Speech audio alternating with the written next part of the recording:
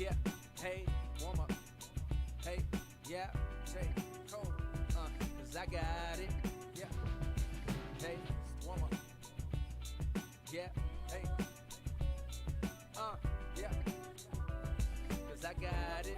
Yeah, I remember me and my niggas going hard on that Black Planet shit. Was finna go to college, need a Black Planet chick. While you was playing hard like a Black Planet crick. Talk that shit in real life, I had to backhand a bitch. Remember back in 99, my favorite rap, Cannabis. Bomb Shelter was the shit, nervous wreck and a click. Put the battery in my back, gave me the gat and the clip. Now these hoes want a nigga phone number. Give me 1 sec, by the way. Give me 1 sec. When I first planned this shit. Watch when I hit the streets, these new niggas can't exist. When y'all was wearing rap diapers, I was tearing down ciphers. This ain't no overnight. I put in time like a life. Yo, what's good? What's good, C? Can't watch the stream though. Way too late here in Germany. Hey, I had to, man. I had class. It was either I don't stream or I stream late. And so at least you got a vibe to go check once this is done. And so I don't want to do too much before this breakdown because it is late. And I know some of y'all overseas as well. So before we even get into this breakdown, I want to tell you I had a workout this morning. My workout this morning. Perfect time. I was just watching the highlights. Hey, man.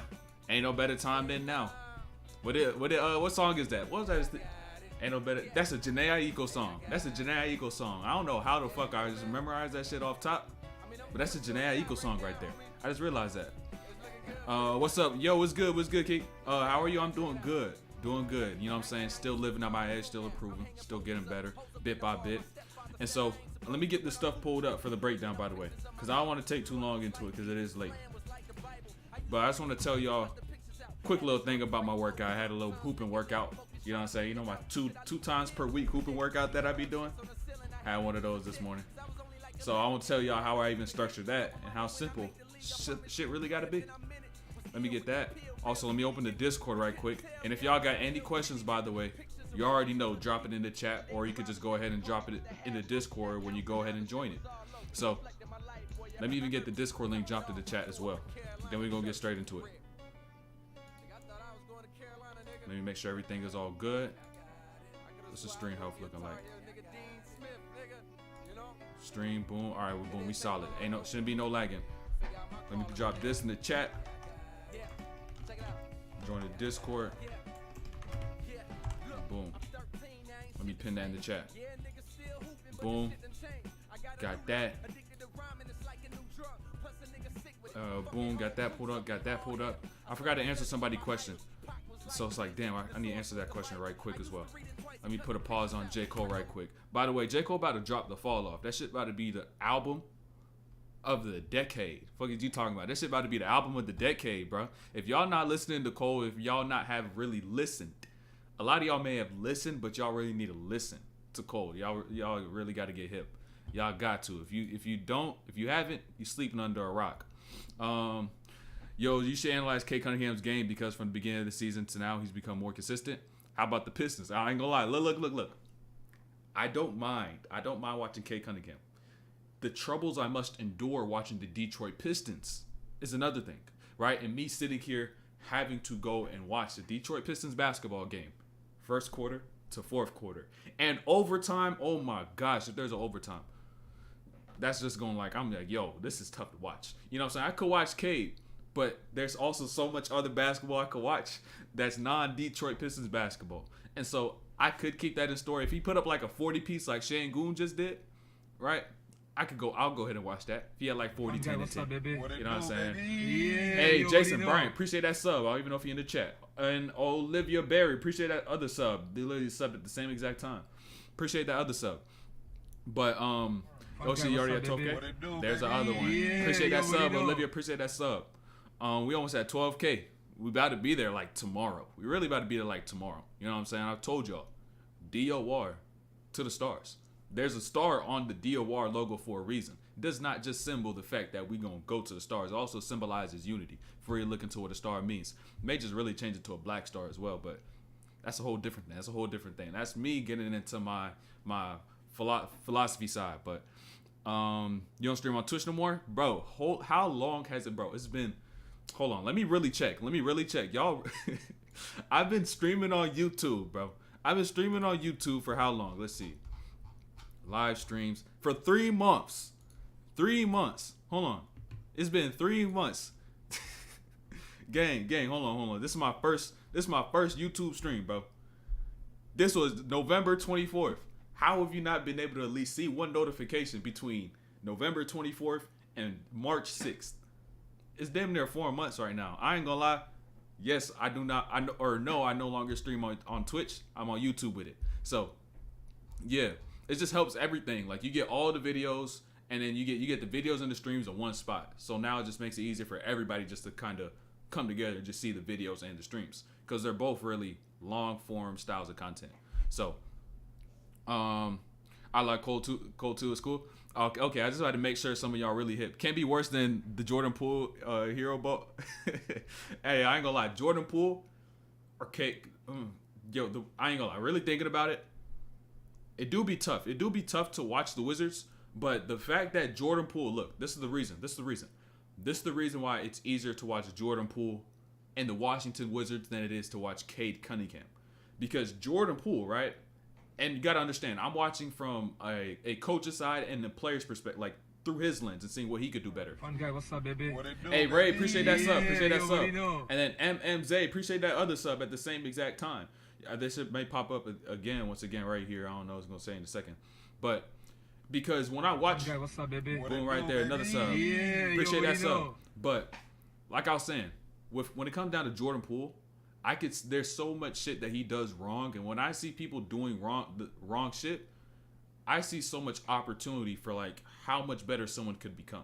Cade Cunningham's already doing a lot of good shit, right? He's already doing his thing. Like, so essentially, I'm watching more so from how he's able to carry instead of how much he could get better, and that's what the part of basketball that I really like, and not even just basketball, of life, how much better someone can become, because you see that the sky's the limit. You know what I'm saying? There is no limit. There's no ceiling. You know what I'm saying? There's always room for somebody to improve. And so for me personally, that's what intrigues me. And for some of y'all, like hoopers in general, for them to not want to go in the gym and get better because there's so much room to improve, it's something that's hard for me to conceptualize and like really understand. I could understand it to an extent, but at the same time, I know once y'all get yourselves ingrained into that and like submerged into the grind, y'all really understand as well. Like, it may be tough, you may be tired, but it's you love it. You'll love it. I guarantee you, because you see yourself getting better every single day. And so when I'm able to watch and kind of see, okay, Jordan Poole is doing this, he's doing that. Okay, y'all don't even understand how much better I could see him becoming versus y'all. You know what I'm saying? So that's just me though. But I can most definitely still peep Cade. If he put up a crazy game, like I said, like Şengün had just did, I'll most definitely watch that. It's been 3 months since I've been here. Hey, Ray, you tripping. Is this the same Ray that was in the Twitch chat? Like, I don't even know if the name is the same, but I remember there's a Ray in Twitch, those Twitch days. Victor Wembanyama has an endorsement deal with Louis Vuitton. I ain't gonna lie, a Louis Vuitton deal is fucking crazy. I don't think y'all understand how crazy a Louis Vuitton deal is. Like, it's one thing to like Nike to I got this company, but like Louis, it's different shit. That's some different shit right there. You know, Ronaldo Segu, I need to break down his Hezi. Is he crazy? You know, it's crazy. I played with Ronaldo Segu like 2 times. I played with like 2 times in an open gym going into my freshman year of college after my senior year. Was that the end? It was in the summer? Some shit. I don't know. Some shit like that. Yeah, I played with him like 2 times, bro. He was just dotting me, bro, because I was playing with college players and pro players. So, like, I was low-key getting disrespected. The people who usually go to the gym know I can shoot, but when I was playing there, the people who don't usually go there was like, okay, they wasn't really forcing me to, they wasn't taking away what I had. It was practically like, we'll live if he shoot. And they did not live. They lost. They died. You know what I'm saying? And so it was just a whole bunch of fairly clean looks. You know what I'm saying? Just boom, pass. Because they didn't want Ronaldo Segu scoring. They didn't want like whoever else, all the other pros he was playing with scoring. Or we're playing with scoring. So it was just like boom, pass, shot, boom, pass, shot. Catch and shoot. You know what I'm saying? Running lanes. Be the most simple shit ever to be able to get open threes. I don't even think y'all understand how easy it'd be to get open threes in like a real 5-on-5 game. Because just off this one thing alone, right? Just doing this one thing alone will get you open threes, which is when you go from defense to offense.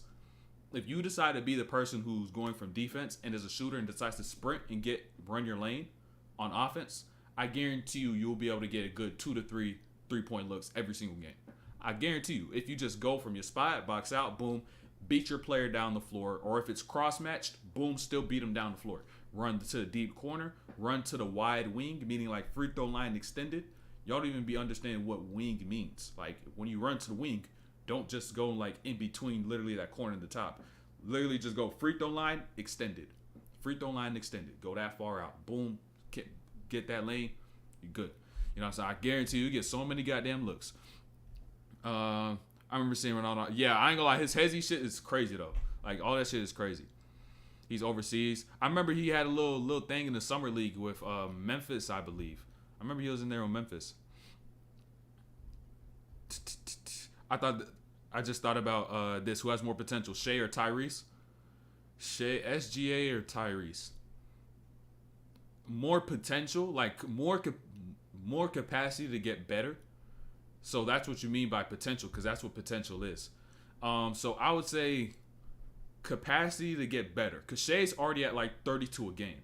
At this point, it just comes down to him becoming a leader and getting the best out of his teams damn near. Tyrese, it's almost like the same shit.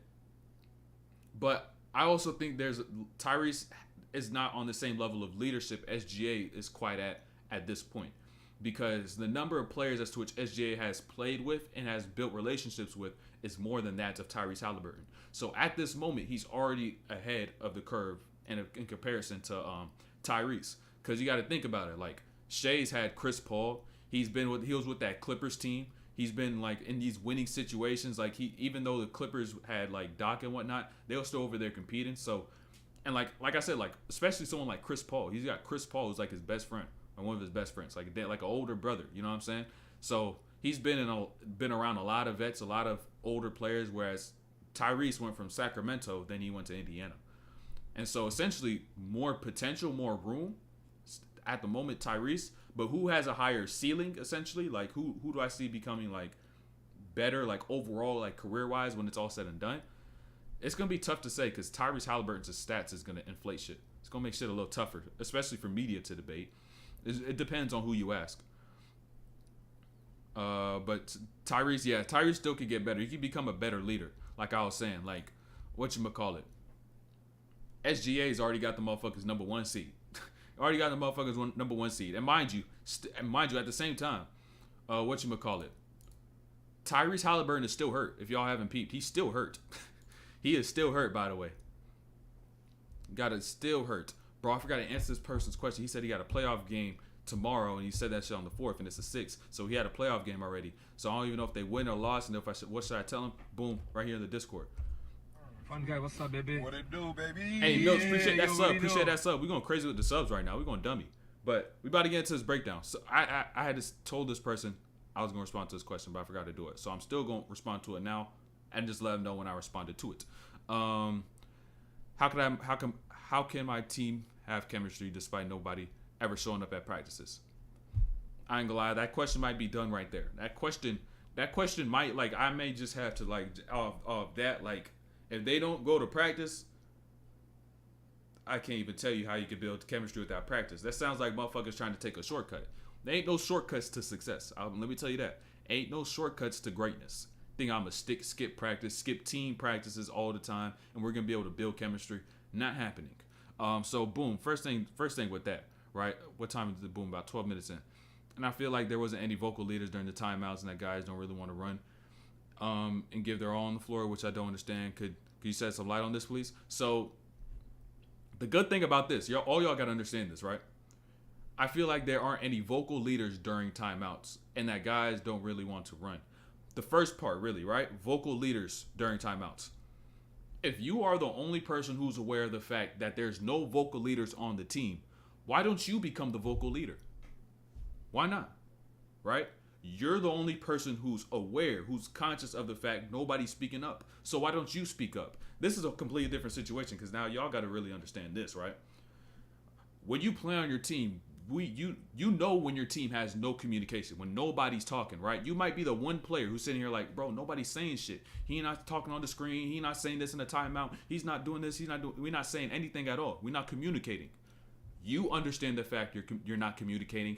Everybody else on the team doesn't understand the fact that you're not communicating. And they're just sitting there sulking and not thinking about it while you're thinking about it. which now makes you the one who's aware, the one who's conscious, and they're not aware nor conscious. And so now, if you decide not to act on the fact that you're conscious of it and you're aware of the fact, that's going to make you ignorant. And those other people who decide not to think of that, they're just not a thinker. They're just not they're not a high level thinker. They just don't use their brain. You know what I'm saying?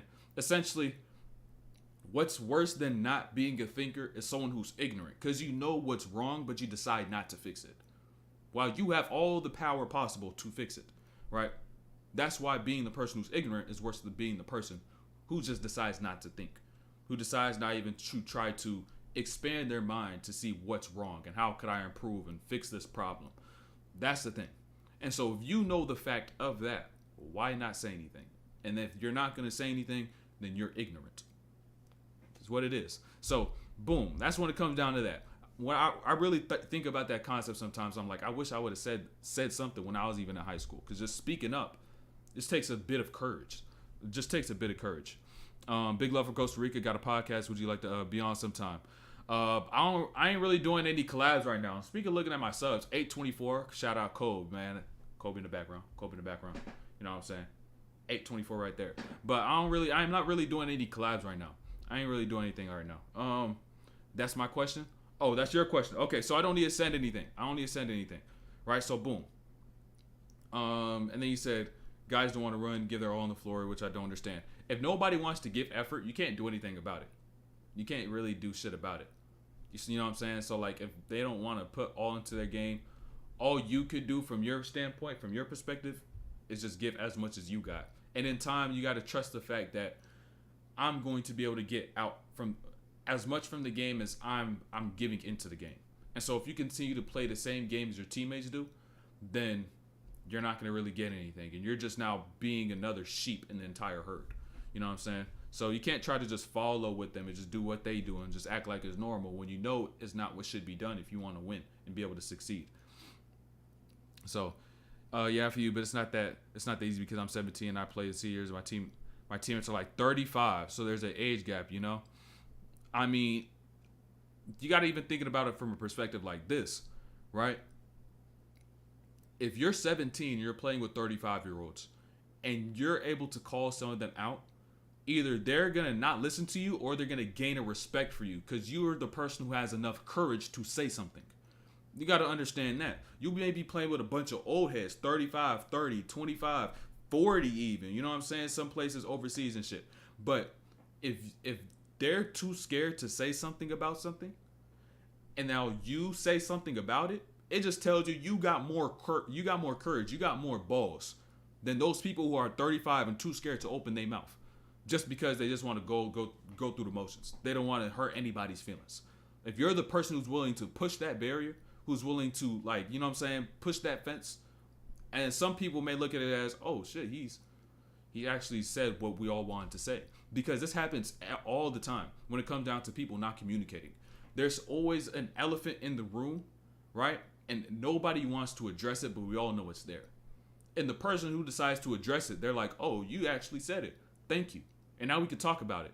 You know what I'm saying? Because everyone else is probably maybe thinking the same shit. And so if they're also ignorant, you're just like them. But if you decide not to act on it, then you're still ignorant, just like everybody else. And so now you must build up essentially the power, essentially the courage, and just say something. Be like, yo, nobody's talking. We ain't going to talk. We ain't going to talk. We're just going to keep losing. You know what I'm saying? All we've been doing is shit that's produced losing. And if we want to win, we must stop what's causing us to lose and now do what leads us to win. Simple as that. So, if motherfuckers don't want to run sometimes, you got to let them hear about it. Say fucking run your lanes. You know what I'm saying? If you want to win, you got to do what it takes to win. Which is why when Kobe first got into the league, he was probably calling motherfuckers out and shit. People ain't like it. Vets ain't like it and shit because he was calling people out. And they was like, who the fuck is this young dude? Well, meanwhile, there are people who are upstairs in the office, the ones who write the checks, the owners. There were the coaches. And then there were the vets who actually did listen to what he was saying and not who was saying it and how he was saying it. That's where maturity comes in. If the people around you are actually mature, they will not try to discredit what you say just because of who you are. They will actually listen to what you say and see if it's right or wrong and also not listen to how you're saying it, because how you say it may have emotion. But if you just simply look at it for the words that is said, that's what a mature person would do. You know what I'm saying? And that's how you're actually able to solve problems. And so ultimately what it comes down to is being that person who is able to say something, and the people who are mature, the people who actually listen and understand what you're saying, will then back you. And now you build a following. And now everyone's is being progressive to now reach this certain goal. So you gotta actually say something. Rockets are fun as hell to watch. Hey, Rockets low-key been solid. Like in the last few games I don't watch them play, I was like, yo, Rockets actually got something solid. Especially if they start playing Cam Whitmore more. And then the shit with Jalen Green, bro, hold on. I don't think y'all even understand. I dropped that video on Jalen Green the day after, right? The day after the game, he scored 11 against OKC. And then the video ends up having about 8K right now. Day after that, he may have scored 16. But since then, including that next game, they played it back-to-back against OKC. He's been averaging 26.75 points per game. About 27 points. And so, somebody watch it? I don't know. Did Jalen Green watch it? Did a coach watch it? Fun guy, what's up, baby? I don't know. All I can tell you, hey, Brandon Brown, appreciate that sub. All I can tell you is that since I dropped that video, Jalen Green has been playing the best basketball he has this season. That's all I got to say. I don't know. Can't confirm nor deny. So, got you. Thank you for answering. No problem. What do you think are the odds Rockets get into the plan?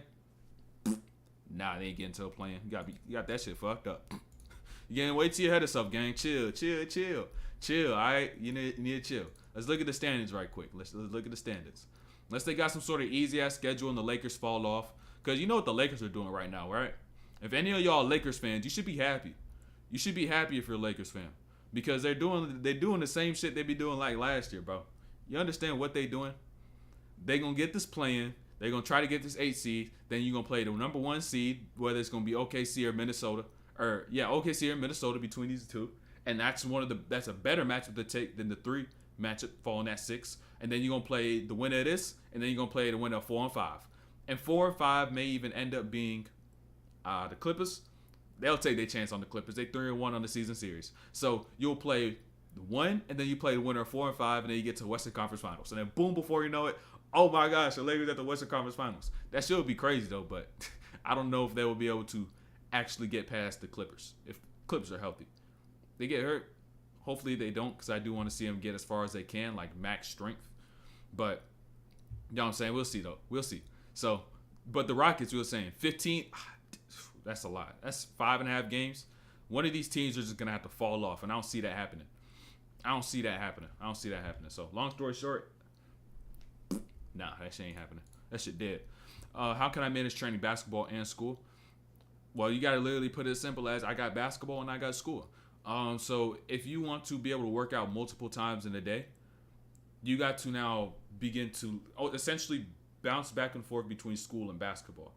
At least I'll tell you from my perspective when I was in high school and I was balancing the two. I was able to work out 3 times a day while I was in school because I understood all school is a system. I'm in the U.S. I don't know where you're at. Let me know what country you're in. I don't know how different shit is regulated, but I understood the system of school. And so I was like, when my freshman year came by, I learned from my brother that I could be able to dual enroll, take college classes while I'm still in high school and starting my junior year. So I started doing that my junior year, which meant that I now take less classes on school on campus, and I could do stuff that may have been at a community college, whether it's off campus or online. And so now what that also did is those classes are easier than the AP classes I took at school, right? And so since they're easier, not as much work, I don't have to do so much homework and be able to sit down and try to study and shit, right? So boom, that's one thing that as to which I prepared for when I was a freshman. So by the time I got to my senior year, I didn't really have a lot of work to do. I didn't really have to take electives. One of my electives was basketball class. I already did all my prerequisites and other shit for high school, and I don't even know if it's fucking electives and all that other shit you need to take and requirements. I did all that shit, got that shit done, like PE, that bullshit, a language, did that stuff. And then also literally just going up through school, like from pre-K. What I got really good at is having independent thought. And so once I had independent thought, meaning that when I was doing my work, I was able to find the solutions to my problems instead of having to ask somebody, how do I get the answer to this problem? that allowed school to be 10 times easier for me because it allowed me to figure out what I need to know versus what I don't need to know. And a lot of the shit you don't need to know. So a lot of shit I just boom, just threw it off to the side. Or I'll remember for a little bit, throw it away because I know I wouldn't need that shit really in my life as a whole. And so a lot of shit I was able to filter out to see, okay, what do I need to know, what do I don't. And when the time came a test, I knew exactly what I need to know for a test and what I didn't need to know for a test.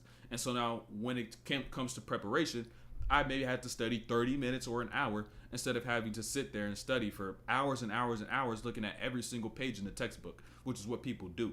They try to memorize fact instead of learning concept. Because once you learn concept, you now get the root. You get the root of everything that you need to know. One guy, what's up, baby? What it do, baby? Anderson, appreciate that sub.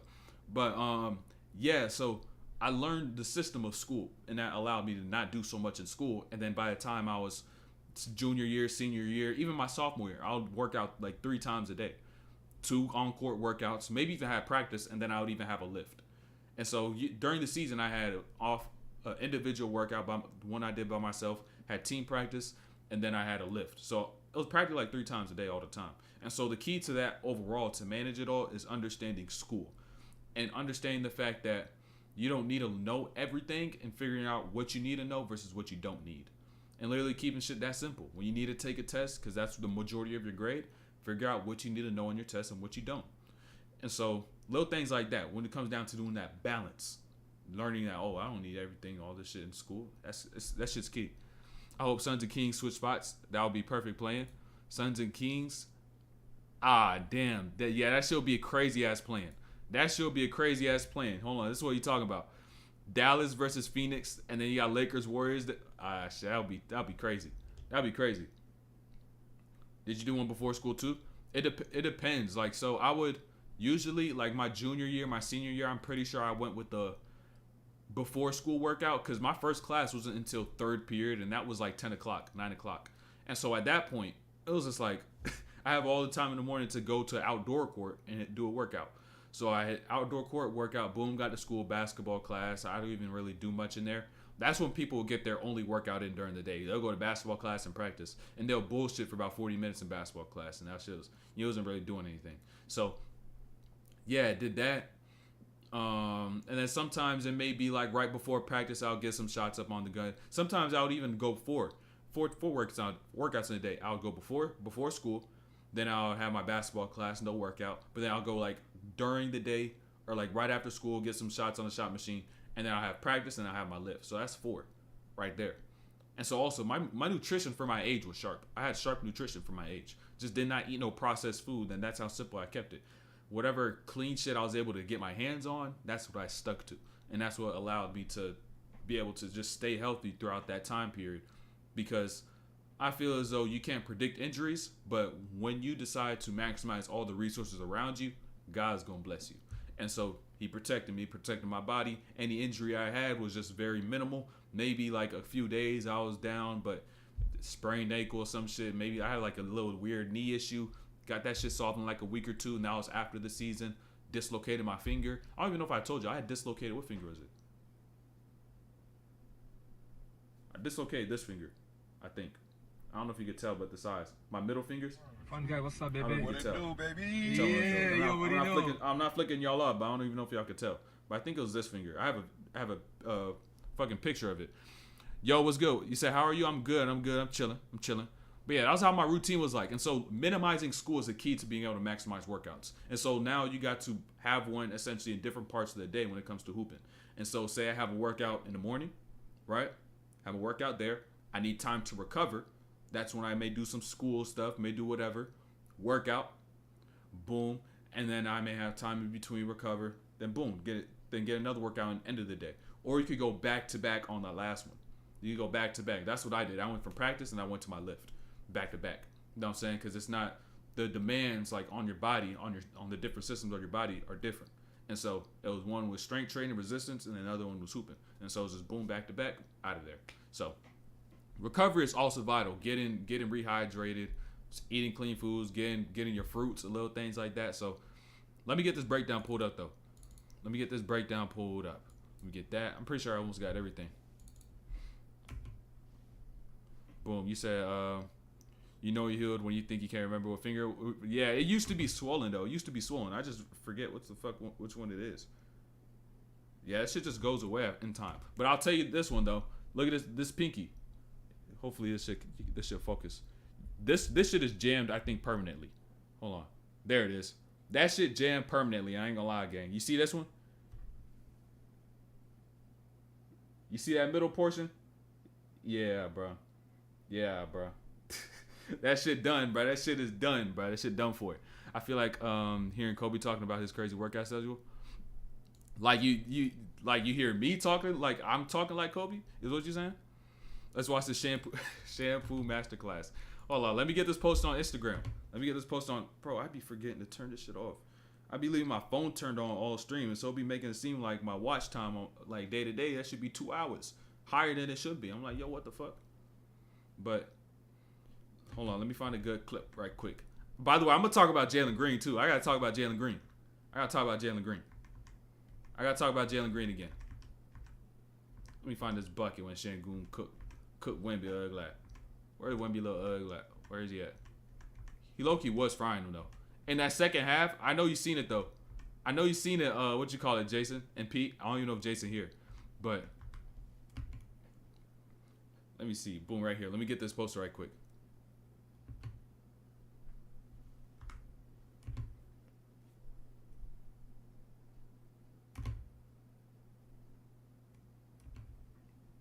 Boom, hold on. How you spell this nigga name? Şengün? Sengun or some shit like that? I think. Boom, boom.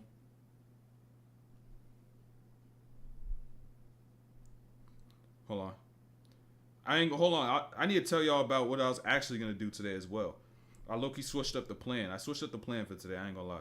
I had a different video in mind, but I seen Şengün drop 35, and I was like, shit, I gotta watch this. I was about to watch Dylan Harper versus Tahad, but let me tell y'all why I did not. Let me tell y'all why I did not. Give me 1 second. Give me 1 second. Give me 1 sec. Boom, boom. And by the way, a high school breakdown is coming super soon. It's super soon. But boom, right there. Upload it. We locked in. Make sure that shit actually gets uploaded. Boom. Hold on. Give it 1 sec. Make sure this shit uploads.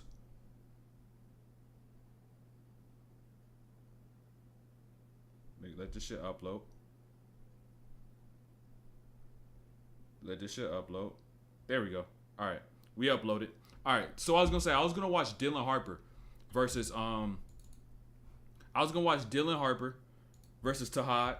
But come to find out, I go to watch the game. I just look at the comment section right quick, and it says Tahad. Oh, if Tahad didn't get hurt, then this would have been a good game. But then they won by 30. I'm like, well, what the fuck? He got hurt. Nigga, I was like, why did he have 14? I was like, at first I was like, no way he had 14 in a matchup like this. No way he had 14. I was like, he got hurt and they lost by 30. And I was like, gosh, I can't even watch. That's not even a real good game for real at that point. So if he had played the whole time, I would have most def watched it. I'll talk, but do you know Dakota Rivers? He's a college hooper and does. I heard of his name before. I heard his name before. I think I may have came across his page at some point in time. Wound up a top 5 rookie from the draft class. Yo, Cam Whitmore, nice. He was supposed to be like top 5, top 10 or some shit, but this medical history and shit, they wasn't fucking with it. I would have low-key gambled on it. Fuck it. I would have taken it, but they got it. If you're talking about this is his last year, but he was a crazy vertical. Yeah, I think I came across his page before. Let me get this played, though. By the way, I'm going to talk about Jalen Green. I'm going to talk about this Wemby matchup, of course, like I said. And Wemby, though, by the way, Wemby did not get his. Wemby was not getting his get back. He did not get his get back. Let me tell y'all that. He was not getting his get back. He was not. He was getting cooked. That shit was worse than low key. Like when you really look at it, it was worse than when he played Embiid. I'm not gonna lie. It was low key worse than when he played Embiid, bro. I ain't gonna lie. Cause the thing is, Wemby had 33, and Embiid had 70, but like 30, 40 of that was on Zach Collins. So like If you look at their point totals, it was matched. But Wemby against Şengün, Şengün fried him. Wemby got fried. He had 10. And so this is a matchup we're going to see going forward in the future if they both remain on their respective teams 4 times a year. It's going to be good. This is going to be good, especially if the Rockets follow suit with what I was saying, what they should do with this roster. Let Jalen Green and Şengün rock. Let them do that little 2-man game. And I was talking about that 2-man game in my last video, and they started doing just that. And I was like, yo, who watched my video? I was like, bro, someone must have watched my video, bro. Someone made some adjustments and actually listen. So that part was crazy, though. I was literally watching. I'm like, yo, everything I said they should do, they started doing it. We're going to see, though. We're going to see what they do with the young guys, though, how much they let them flourish. And Dylan Brooks, by the way, he took 3 shots this game. I like that. Hey, AP, I like that. He took 3 shots. I like that. He took 3 shots. Lead them shits to Jalen Green. Lead them shits to Cam Whitmore, bro. Don't shoot that rock, bro. You already getting paid. Don't shoot it. You don't need to ball out until your last year of your contract. Because when it's the last year of your contract, they're going to be like, how good did he play this most recent year? And then, boom, that's when you got to do what you got to do and say, okay, I still got it. You know what I'm saying? I'll give 40% from 3. I'll give 80% from the line, 50% from the field. You know what I'm saying? Just do the basic shits that they be looking at. Be like, boom, put your number down, go to contender, and now you play on contender teams for the rest of your career. You know what I'm saying? Because you already got paid. So.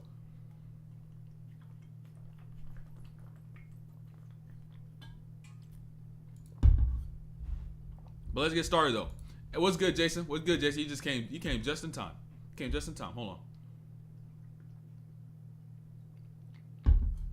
You just in time for the breakdown. So, like I said, though, when it comes down to Şengün and Wemby, the way the matchup started, though, let me make sure this shit is here. I'm centered. Boom, I'm centered. Okay. Because last stream, that shit was focusing on fucking J. Cole in the background and shit. That shit was whack. But, like I said, though, Şengün cooked Wemby, but to start this game, Wemby was low-key going off. And I'm also going to talk about Jalen Green, because Jalen Green has been playing good. So, I want you to peep this to start with Wemby, and then just how this matchup started, right? And so, when it comes down to Jalen Green on the defensive side of the ball, this is where he has to make improvements. He switches on to Wemby, and now watch Şengün, right? Notice what Şengün is trying to do. Notice it, understanding that this is a mismatch. He's trying to switch off the ball. Jalen Green not looking for that. This is what he's just got to look for so that he doesn't have to try to fight against Wemby and work so hard. Just make this off-ball switch. But now he's still all caught up guarding Wemby. And now what does Wemby end up now doing? Right? Boom, turn. Can't see you.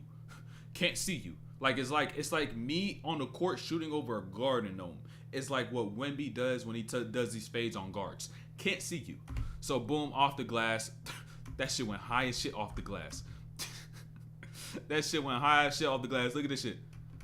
That shit was just natural too. Just boom right there. Too bad the team still suck. Hey, I got some hope for y'all. I got a little bit of hope for y'all. Just a little bit of hope. Y'all got some good pieces. It's just about how do y'all use these pieces. And if y'all take my advice and really go follow suit with it, you know what I'm saying, carry it out, then y'all could actually be a solid team. Just if they continue to watch my vids, y'all be good. We saw, hey, bro, it seems like y'all on 2 different sides of the fence, but on the same squad, which is kind of crazy. But now Şengün, though, right? This is Şengün, first possession of the game, I believe, on Houston's part. So, even when in this matchup in itself, Şengün versus Wemby, little battle of the European bigs, the future European big men stars, right? And so this is really what we're about to see going forward in the future, 4 times a year. In this first possession, Wemby gets it. Şengün gets it. Let me test the waters, right? Tries to back down Wemby, but this is where you went wrong. You know what I'm saying? Even though you are getting the feel, that's Wemby. 7'3", 8 feet wingspan. You can't do that right there. But notice, most importantly, how Şengün is going to adjust in the course of a game. Going from trash to mid is not ideal. Y'all could go from mid to good if y'all listen to me and give y'allself some time. And so understand, this matchup wasn't so one-sided to start because now Wemby came back from that block, tween, boom, little step back over the top bucket. It was looking ugly, but stay with me. And now here with Wemby too. Wemby and then Şengün right after. Understand this. If Wemby starts learning how to really do this shit right here, oh, unguardable. Unguardable. Good luck.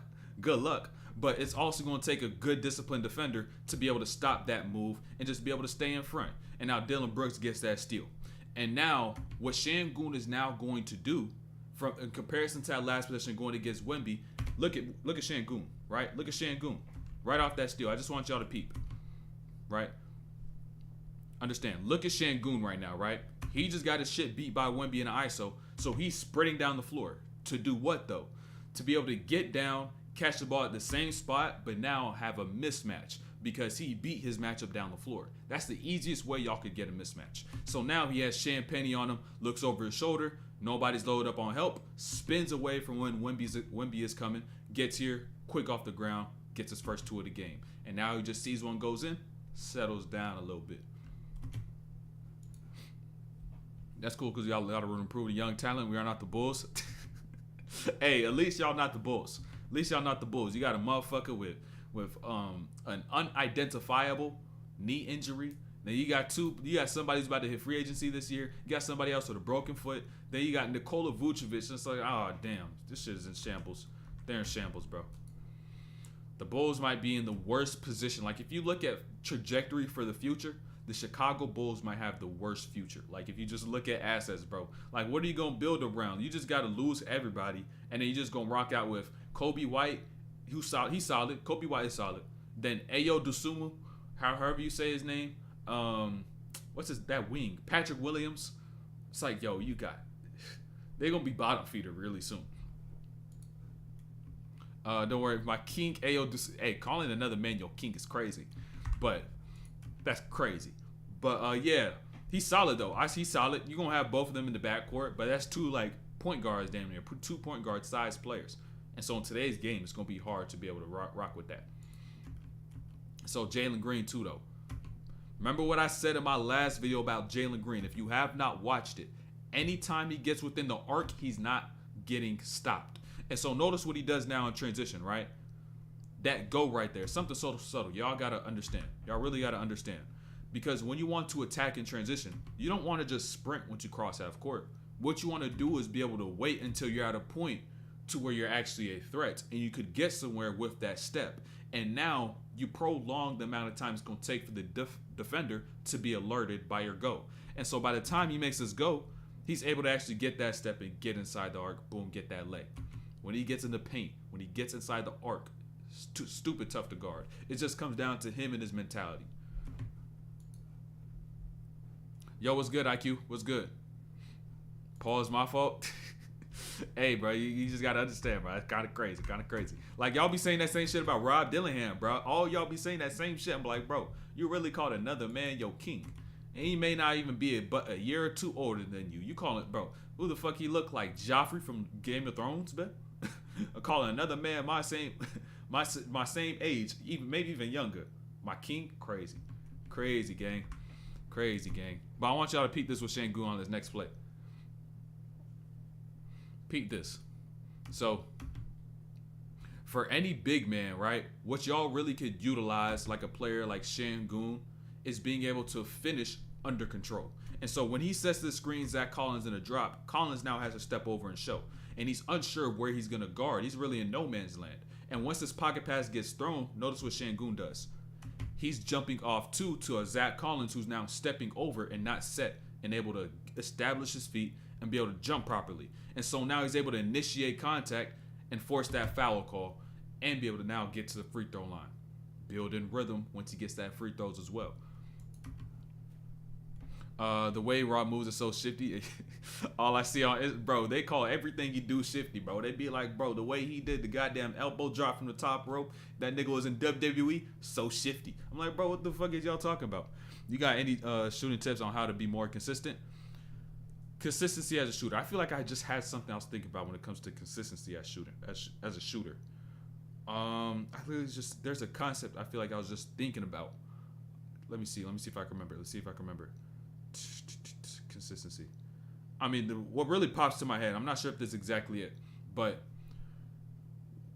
what y'all focus on when y'all shoot is what's gonna make y'all worse at shooting. And what you're seeking You know what I'm saying? What you're intent on when you shoot a shot.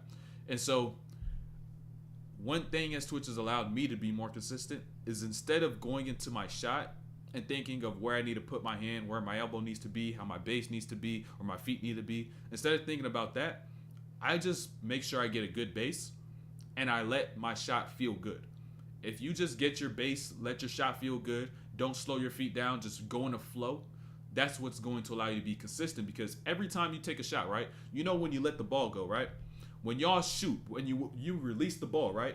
When y'all shoot and y'all release the ball and you release it, it's like, yo, that shit felt good as fuck. That shit felt dumb good, right?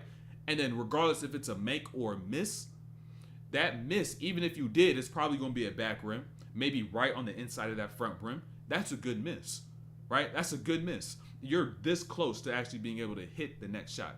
And so instead of going to your shots thinking about, oh, damn, my elbow's here, my hand is here, my feet are here, my shoulders are here, you're thinking about all these mechanics, that's going to break the fluidity of the shot. If you just simply think about letting the shot feel good, damn, that shit's crazy. I need to put the fucking plug in. Hold on. My bad. I'll get right back to it. My bad. Hold on though. There we go. The power did not go out. It was just a light. But like I said, if y'all focus more so on letting the shot feel good, it's going to allow all those parts to be in the flow that it needs to be for your shot to do what it needs to do for the ball to go in. And so when it comes down to even missing shots, you should only be able to, it's not a bad sign to have a good miss. Like I said, the back rims, the ones that are in line, right? The ones that are in line, those are good misses. But the ones that go right and left, you got a problem. If you always miss shots right and left, you got a problem. So if you just think about, all right, let me let this shot feel good. You know what I'm saying? When the ball gets right off my fingertips and it's going off to the rim, let that shit just feel good. Let that shit flow. Guarantee you're going to be more consistent. And if you are missing right or left, that's when you could look at your form and say, oh, I'm doing this wrong. Oh, my elbow maybe popped out a little bit. Let me pinch it to my hip. Or boom, maybe my base, maybe my feet or some shit like that. You know what I'm saying? Maybe doing some weird shit. You got to really self-reflect at that point. But do that. I guarantee you'll be more consistent. Let me get back to this, though. Lock in. Let's go back. Let's go back right quick. I look, even forgot what this play was. Jalen Green, boom, Şengün about to set this slip. And which, boom, roll out right here. That's what it was. Two things on this play. Broke my thought for a second. But peep this though. This two-man game with Jalen Green and Şengün, the future of the Houston Rockets, if they let them do so consistently. And so now understand this when it comes down to Şengün right now on this screen. Notice. And when it comes down to moving screens as well. Most importantly. And so the main reason why y'all be getting moving screens is because y'all don't know when to actually hit versus when to slip. Look at Şengün right now, right? He's going to get here, and since he never is able to get set and find the body of Trey Jones, who's guarding Jalen Green, what he's going to do is slip out instead of actually trying to lean in and nudge and hit him. And now watch Jalen Green, though, now on this pocket pass, right? Notice, look at his level. You see how low he got so that he could be able to throw this pocket pass so that Zach Collins now can't reach that right there, and it could lead Şengün, and now Şengün is able to get there and get that lay. So 2 gems right there. If you want to throw pocket passes, you got to make sure you get low. 1, get it underneath the hands, and then 2, on those screens, slip it out if you can't get set. Don't even try to lean out because that's going to be a moving screen. Let me make sure this shit is centered once again. Boom, solid. And now this chemistry, bro. I've been trying to say this shit right here. I'm telling you, bro. This Jalen Green and Şengün, that's the future of this Houston team, bro. I'm telling you, right? And so they've got to continue to build this chemistry in this two-man game, right? Where Şengün screen, he goes under. Boom. Now we get this further down, and now we reset the screen. He goes over. Şengün now rolls. You got Collins once again on the drop, and now you're going in a different direction in comparison to what you did last time. Now Jalen Green is going baseline. Şengün is rolling middle. And so now what happens is that you got 2 defenders on this side, and now Collins steps over, short roll, gets that there, boom, little float over the top. Also, he's building his rhythm while Wemby got out the game during his stint out. And this is going to help him going forward, but he's still going to cook him. Watching the second half, he's still going to cook him. Quick thing about Amen, right quick. Quick thing about Amen Thompson. And I'm going to talk about Jalen Green's jump shot. Because hold on. Jason, Pete, I know y'all seen the stats. I know y'all seen the box score. Jalen Green was 1 for 10 from 3. And he was 11 for 23 from the field. That means he missed 9 threes out of his total 12 misses. So anytime he got inside the arc, he missed 3 shots. He missed 3 shots out of the 10 he took. Y'all really got to look at the numbers. When he gets in the arc, can he really be guarded? And they had the Defensive Player of the Year candidates and Wemby down there. So it's not that easy. It's not going to be that easy either. So quick thing about Amen though, right? This might be the only clip I got of him. So since we know Amen Thompson can't shoot, what he can be able to utilize and understand when he does get in situations where he's guarded by someone who's dropped back is begin to learn from players who get guarded in the same way, right? And so now you got to really think about it like this, right? Think about who else gets guarded in the same way and how do they thrive. One player that comes to mind, Russell Westbrook. Russell Westbrook is one of the players who get guarded in gaps like this and gets put in situations where he gets down into these wings, somebody's already dropped back, and he learns how to either, one, get that shot off the glass like he had on lock when he was in OKC, or two, he learns how to get good go moves to eat up that ground and get to the rim. And so in situations like this, Amen's got to learn from Russ. So now you're able to get yourself to a gap to where, boom, I can get this angle and actually get to the rim, or I'm comfortable taking this midi pull-up.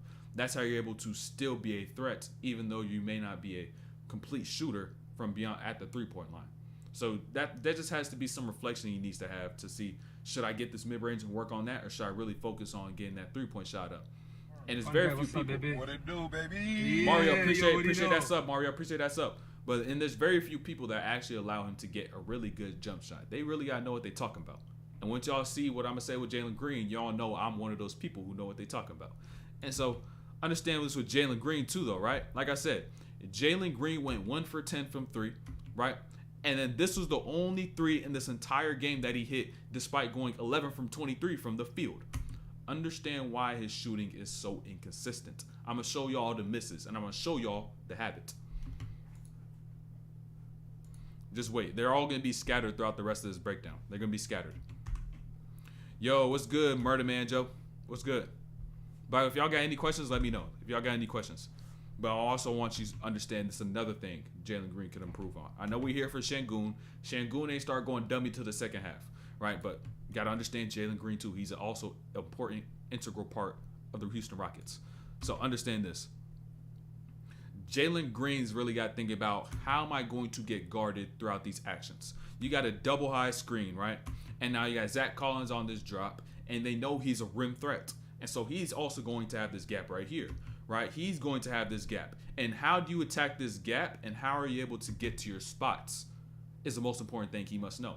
And now we really got to think the same thing with Jalen Green. You got to think the same thing with Jalen Green like we just did with Amen, right? Who could Jalen Green learn from so that he could be able to get in these spots and be able to thrive? Someone who comes to mind who's very similar to Jalen Green in athleticism is Ja Morant. Ja Morant does the same shit every time when he sees this coverage. Instead of deciding to get here with this huge gap between him and his defender who's dropped back, he's going to eat up that gap before he even takes this quick first step. He's going to eat that up so that it takes less steps and less time for him to get past his defender.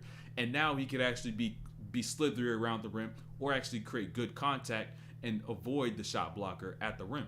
But Jalen Green, quick first step while he still has this gap here, gives Collins time now to slide over, recover, and now he's able to get that block. And he doesn't even get a foul.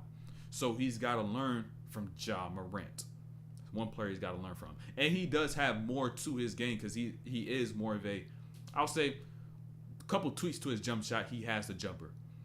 Meanwhile, Ja doesn't really have it. Jalen Green more so has a flow and the fluidity for it. He's got to change one thing, and I'm going to show y'all. Got to change one thing. Jalen Green came with more in Şengün 3 years. Would be like Iverson, Jokic, and I don't know about that. You said Iverson is crazy. Iverson, that's a whole mind. That's a mindset. That's a mentality he's going to have to shift. right? Mine's gonna have to like do a whole 180. Like, you know what I'm saying? Şengün, I can see that. Ken Whitmore, low-key, I can see that. His aggression is great. Like, I love the way how aggressive he is just as a player. Like, both sides, like his tenacity essentially, and the skill to match it. Like, he actually be going. Like, he you know what I'm saying? Don't matter who you playing, any opportunity you give him, he going out there and hooping. You love those players, and they got skill. You know what I'm saying? It's not like they be out there bullshitting. They got skill. And so here too, like I said though, you be sleeping on men as well. You sleeping on them as well. And so when you look at Houston's young core, right? You in transition. You got Van Vliet with the ball. It don't matter who really got the rock at this point. Anybody can have it. But when you got these two players right here running the wings in transition with one player back, this is a guaranteed dunk damn near. Who you want to dunk the ball? Amen or Jalen Green? He just plays in no man's land. Jalen Green get that dunk. They're going to be a scary team in transition. Scary team. You're going to see how much gravity Jalen Green also gets as well, like going forward and throughout this breakdown. Kim and D-Book was funny. Bro's going to tear D-Book's head off. Yo, I didn't even get to peep that matchup. I didn't get to peep it. I didn't get to peep that matchup. But they played like, what, back-to-back games? And he, like, also, like I was going to say too, with Cam. What was I about to say? I literally had something to say about Cam, and I thought about what I saw with Jalen Green. It made me forget what I was going to say about Cam. Fuck. Give him some time, though. Ultimately, just give Cam some time. He's going to be nice. They're going to be like, oh, he's just passed up. Oh, wow, we didn't know he was going to be this good. We didn't know he was going to... Come on, bro. It just takes a team with a good staff and patience. All it takes, bro. Whatever is said on that report, that medical report, I ain't even worried about if I was a coach. But now, Jalen Green, though. What I said with Jalen Green, right? If you want to show somebody that they're not a good shooter, you must understand all the things that are habits, right? The things they consistently do that make them a bad shooter. Not just on one or two attempts, but all of them. So Jalen Green, right? I want you, first things first, notice this. Let me move this to the other side. The first thing, right? I'm going to have multiple angles. The first thing with Jalen Green's jump shot that's wrong is notice his shot path. It's from that left side of his body. And now that just brings more room for error when the ball gets up here, because on the next angle, I'm going to show you the angle of his elbow. Do you see KD shoot the same way? But they have two different shots. Let Jalen Green shoot that one right there. Notice how he misses this. Notice how he's missing these as well. Boom. Right side of the rim. Understand that. Take note of that. Take note. Any advice for undersized guards? Dontavian Mitchell. Oh, shit. This is Davion Mitchell. Oh, shit. Keep playing defense. I'm just kidding. Whatchamacallit? I would say learn from other small guards, but don't learn from every small guard. Because all small guards got different styles of game. They got different frames, different all that. So, like, you can't be a small guard and say, I'm going to learn from Isaiah Thomas and I'm going to learn from, say, a Jalen Brunson. They both may be lefties, but the way they get to their spots is completely different. It's the same thing for small guards as it is for, like, wing players and bigs and all these other style of players. So, I would say, first things first, understand what small guards you identify with, that you're similar to, that your strengths are similar to, how you see the game, how you move.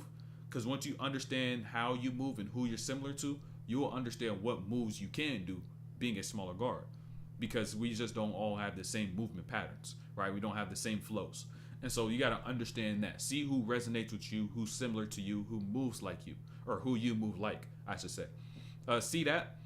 How do they get to their spots? What your strengths are on offense, and then whoever has that same shit, boom, go ahead and begin to pick little things from each part of that person's game. And then if you may see something else from a different small guard's game, take that. Then take this from this person's game, and take that from this person's game.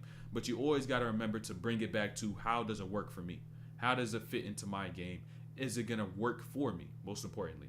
And if you could really feel yourself doing something and not just think yourself of doing it because it's pretty, then you got to just put the reps in and get better at that skill. And just be honest with yourself. So, hopefully that helped. Going back with Jalen Green, too. I may fuck around and make 2 videos at this motherfucker. Because Jalen Green, he's showing all his strengths and his weaknesses, his improvements, and then also the things he still needs to improve on. So, right? This is a big shift right here for Jalen Green in terms of his attacks, how smart he plays. Because right here is an opportunity for you either to say, oh, I got no defender, let me pull up and shoot, or I could do this. Get into the lane while somebody is dropped back and see that space as an opportunity to attack. And that's what's going to allow Jalen Green to be unstoppable once he puts pressure on the rim consistently. Pray for Davion. I really think he can develop to become the king. Oh, yeah. They got him out the rotation, bro. They got Davion Mitchell out the rotation. I remember seeing that shit throughout, like, earlier in the year. I was like, damn, bro, that's tough. That's tough. I don't see Whitmore and Jalen coexisting. I can see it. Because you got to understand who else is around you. You got, say, if it's the young guys, you got Amen. He's not no scorer. You got Şengün. He's a scorer, but in a different sense. Excuse me. He's a scorer, but like in a different way. And so, if you want to play the game, like today's game of basketball, today's brand of basketball, which is scoring and offense, you'll need both those two players. You won't have just enough between Jalen Green and Şengün. You're going to need more. So, I would say I can see them both getting like, I can see Whitmore getting you like 18 a game, Jalen Green giving you a cool 26 a game, and then Şengün give you like another good 25 a game. You know what I'm saying? Whitmore can't even get more than that. Like, they could have 3 players in the 20s. You know what I'm saying? Like, they could really have, honestly, Whitmore could get you 22 if he develops properly. He can get you 22. Jalen Green get you 26. Şengün get you 24. That's a lot of, that's what, 70 points plus between those 3 players? That's really is attainable. Just depends how you develop these players. And so, we'll see how it goes along. Because you need that offense. You need that scoring.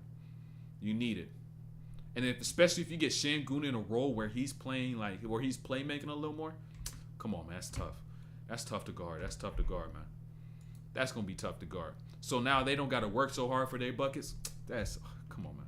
That's tough. That's tough. Let me get some water.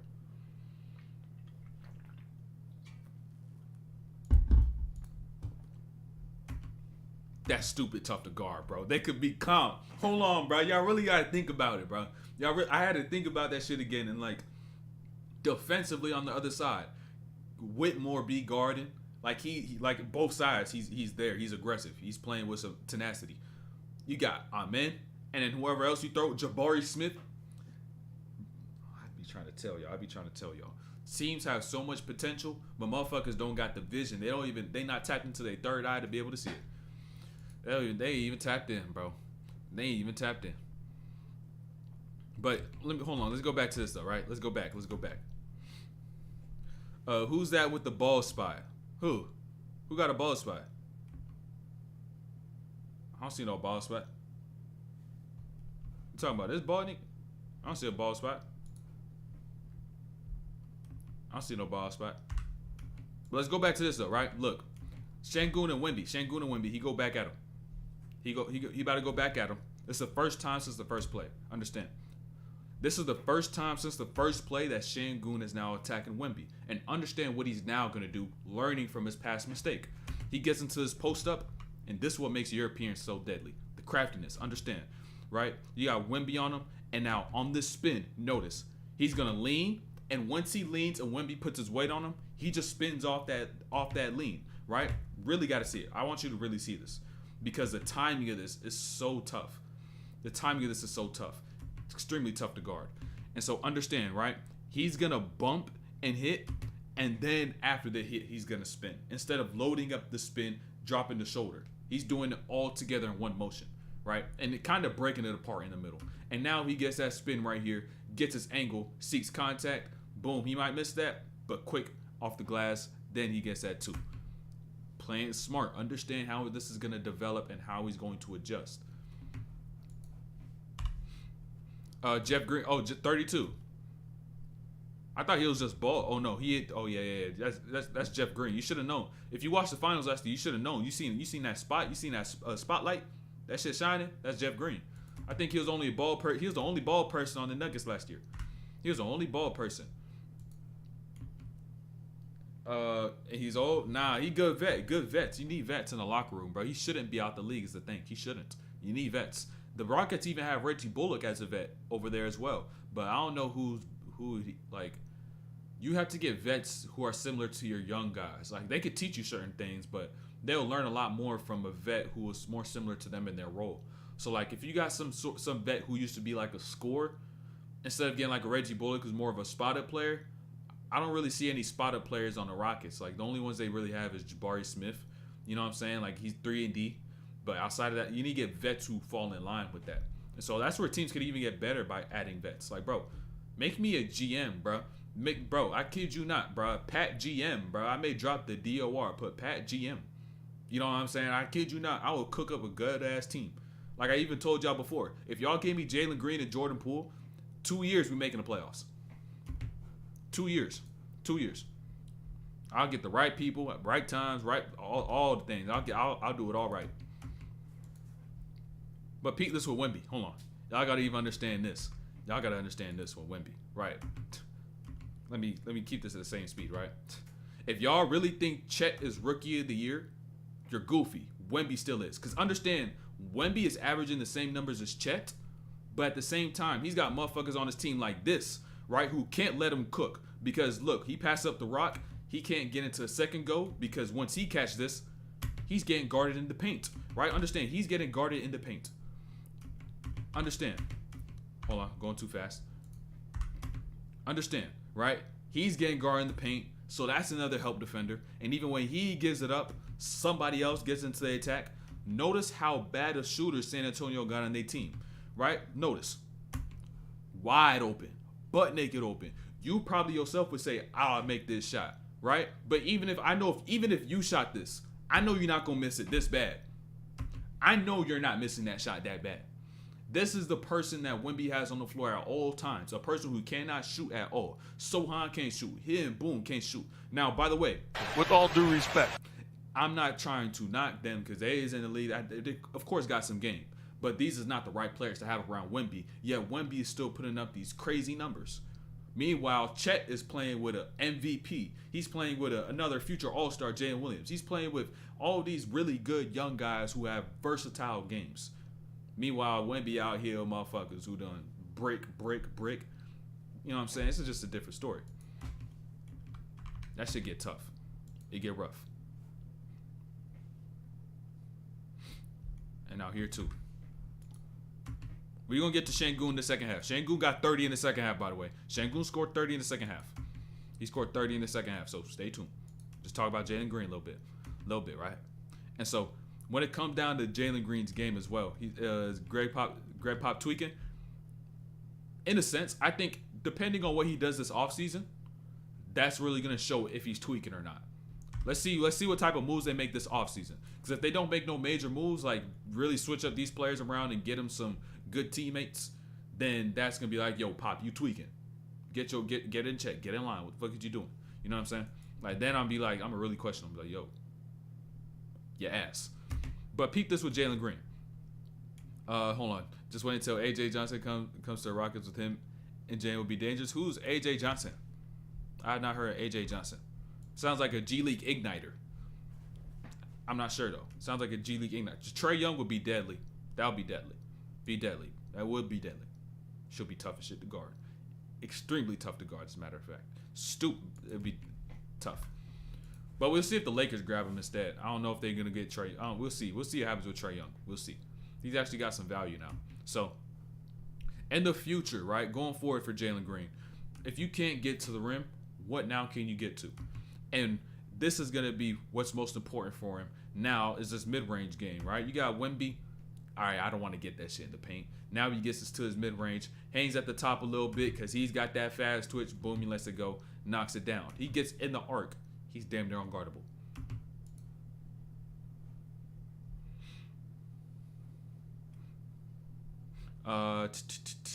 Get Trae Young. Wow. What? Wow. But peep this, though. Peep this on both sides with Wemby. I ain't gonna lie. Wemby, y'all be realizing Wemby be getting tired. Wemby be getting tired. So, look at Wemby. 18 on the shot clock, by the way. Takes this shot. Boom. Misses that. Notice what's about to happen on this next side, right? Notice what's about to happen. You got Şengün down here. Boom. Playing with their hands a little bit. And now watch Jalen Green down, though. Most importantly. Y'all really can learn this from Jalen Green. On this play. On this play, at least. Understand this. When you get off these ball screens, right? You don't have to make a decision when the defense wants you to. Because you're putting pressure on that big man right there. And so understand this, right? Anytime you get into this drop coverage, you're putting pressure on the person that's playing that drop. And you're not the one with pressure. So you just got to allow them to make a decision. And so watch what Jalen Green now does with Wemby, who's just standing. Wemby did not make a decision. So he just went through and got his layup. Simple as that. Stay patient. Don't pick up your dribble too early. And then take what is there.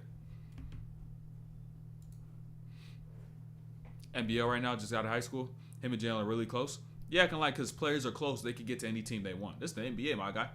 This is the NBA, my guy. We'll see. This is the NBA. But peek this. Second concept with Jalen Green. We almost done with Jalen Green. I know he came here for Şengün. Şengün ain't go dumb until the second half. But understand this. Slow this down one more time. Look, same concept like I said before. Same concept like I was saying with this pick and roll. Same concept. And so when you want to get into your goals, you got to understand when should I go and how can I be able to create contact with that. And so Jalen Green now, right? He gets into the step, tries to veer. Fun guy, what's up, baby? What it do, Travis baby? Dean, appreciate that sub. yo, Appreciate that what sub, it do? Travis Dean. He tries to veer, but he doesn't even get any contact and he gets blocked. Y'all really got to understand because whenever you try to do a veer step, the goal of not that step right there is to get it into the body of the defender so that you could hit them, dislodge them, and then get up. Jalen Green did that veer step right left, took that left step into space, and now by not hitting the body of Devin Vassell is able to now get up and block that because he didn't create contact. He's got to get better at seeking contact.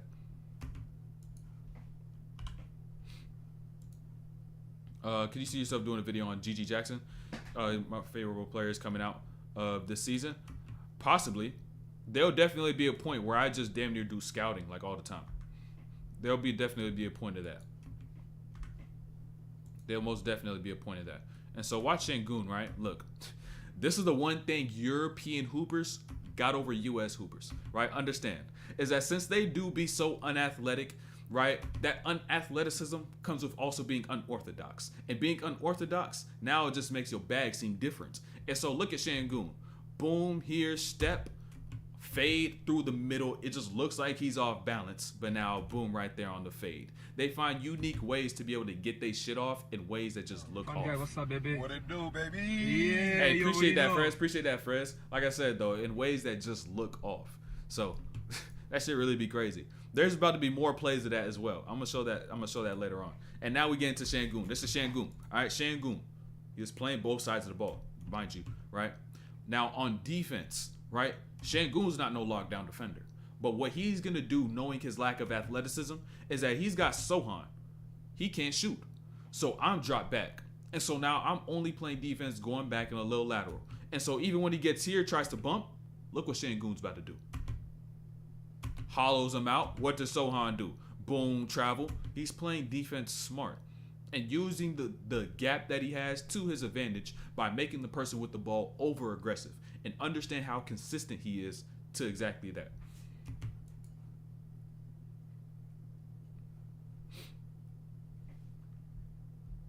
Then peep this too. This is something that's super subtle when it comes down to bigs.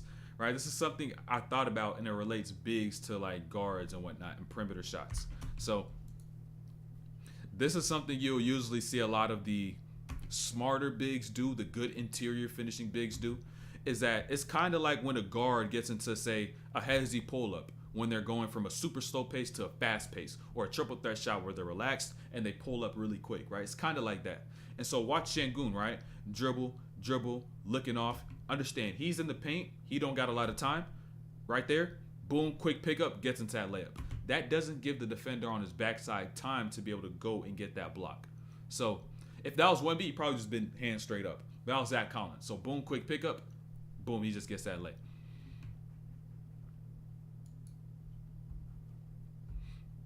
And now understand this. Now this is the next angle. Jalen Green jumper. Remember that first angle I showed you on the jumper? Let me slow this down even more. I got to go 0.33 with this, right? And so now understand, right? This is the second angle. Now really watch Jalen Green's jump shot. If he fixed this, he's an all-star by far, right? Notice, bring back, look at the elbow. That elbow was out. And now you see the other angle where he brought up over from that left side. And now you're thinking KD shoots the same way. But the difference between Jalen Green and KD is that Jalen Green's elbow is now gonna do what when he finishes? It's gonna finish out. Meanwhile, when KD finishes, he finishes in. He finishes here. Jalen Green's elbow is still out. And so understand the type of misses he's gonna get with his elbow out, right? Understand. He's bricking. It's not like he's missing back rim. He's missing front rim. He's bricking right and left. Bricking backboard and back rim. Back rim, I'm talking like back rim. Like you just seen right there. And so if he adjusts that, it was kind of almost like, or if he adjusts that, he's an all-star. And it's kind of almost like what Lonzo's was, but not as to a great of an extent. Lonzo was left side, boom, elbow out, finish here, finish out. It was just inconsistent. Had to switch it, boom, here, right there. Now, Jalen Green's case, whatever is just going to feels best for his body, but he just needs to get that elbow to finish here. And if he's got to finish where it starts, you got to just go change where it starts. He's been shooting like that for like 6 or 7 years. It's so nasty. That's why it's inconsistent. Let me even zoom this out. Zoom my camera out. But yeah, that's why shit's inconsistent. It's I ain't gonna lie, it is vomitable. That shit's vomitable, bro. I don't even know if that's a real word, but that shit is vomitable. That is able of making me vomit. Shit's ugly. It's nasty. Nasty work right there. But peep this though, right? Now it comes down to IQ and shot selection. You see Vassell hit this right here. Boom, now they down 5. And now understand time. Jalen Green we talking about here. Şengün gets about 35 seconds. And now you could go for a 2-for-1. But what ends up happening is that he gets here, kicks it out. So now you don't really got time for a 2-for-1 by the time Jalen Green gets that. It's about 30 seconds left. You'll have to shoot this on the first touch, if anything. But now this should show you we don't want to go for no 2-for-1. But what does Jalen Green end up doing? Boom, attack, snatch back, and he brings himself into the same shot that I told y'all he must fix. And now he ends up missing that shot. Whereas on this possession, and by the way, he bricked it right. Once again, on a possession like this, you got to now think quality over quantity because you just don't got the time anymore. Start the second half. Let's talk about Şengün. Any jump shot tips? The best thing I would say for jumpers is that if you got a video of yourself shooting a few shots, missing, making all of them, maybe like a 1-minute clip or so, send it in the Discord. It's pinned in the chat, and I can be able to peep at the start of the next stream because we're going to be starting early. So if you got a video, boom, let me tell you that. And then also, I would say this for shooting as well. Never try to perfectly down to the bone mimic somebody else's jumper. Because when you try to mimic somebody's jumper down to the bone, you are not the same person down to the bone. You're not even the same person down to the flesh. You're not even the same person down to the mind. So all these different ways you are different, but you're trying to do something the same. You're stripping away one of the best characteristics and traits as to what you got being a human being, which is being unique, being different from everybody. And trying to mimic somebody else is really a disrespect from God. Trying to be just like something down to his bone and not wanting to be yourself in all the ways you could be yourself. Not saying you can't learn from anybody, but you should be able to just take certain things from other people's game and now bring it together and create your own game. And so when it comes down to shooting, take certain things from certain people. If you see yourself always missing right, find why you miss right, or find why you always miss left, or find why you always missing short. Because maybe everything's in line, but I'm missing this all short because my base is not there. You know what I'm saying? My base is lazy. I'm not loaded, right? Or my feet may be a little too slow. I maybe just be thinking too much through my jumper, right? Or my elbow may be out. I'm missing right and left like Jalen Green. So now I'm breaking shots. I don't have a good touch. So like little things like that, you got to find the best jumper for you. Address what you're doing wrong. Find what's producing that mistake. Adjust it. That simple. That simple. People make it way tougher than it has to be. If you get reps up and you see why these reps are not going the way I want them to, if you just simply see that, now you have a way as to which you can be able to look back at your shot and see what's causing that miss to happen. And sometimes you may not be strong enough to even shoot from a certain range. And so sometimes you may just have to get used to shooting closer, then work your way out. That may be a reason why some people can't shoot. They don't have the strength to be able to shoot from range consistently. And so they need to build that fluidity in from closer, then work their way back. But they want to go from the rim to the three-point line and be like Stephen Curry. You know? So it'd be tough. I hate when he does that contested. Bro, he can take that snatch back. Just fix that goddamn jumper. Fix that damn jumper, man. You should do more high school and college. I'm about to get into it right now. I really need to. Especially with March Madness. And I found a way as to which I could still be able to do these college breakdowns. Because the reason as to which I even wasn't doing so much college shit is because every single time I'll do it, they'll strike my shit. Boom, come strike. Every time they'll do it. And so now I found a way as to which I can be able to. That's all I'm gonna say. So I'm gonna definitely do more, especially with the college season coming to a close. By the way, men and women's basketball. You know what I'm saying? I gotta most definitely peep women's basketball as well. So now let's talk about Şengün. Let's get into Şengün right quick. Let's talk about Şengün. So now in the second half, Şengün is about to go off on Wemby, about to start cooking him. Right? So now, understanding this pick and roll, empty corner, starting from this wing. And so now Van Vliet has more space to be able to stretch out Wemby on that right side because there's no help. And at the same time, while Van Vliet is now getting right off the screen, it gives Şengün time to hit and now also roll. And as he's hitting, Van Vliet is now taking up that room, stretching out Wemby to that right side. Now, boom, pocket here. Jabari Smith is shaking up, help defenses late over on the step. Now, boom, he gets that dunk. He's about to start playing the game of layers, though. Watch, right? Van Vliet loses this rock. And even though he loses it, all right, let me get the angle. Let me get myself downhill.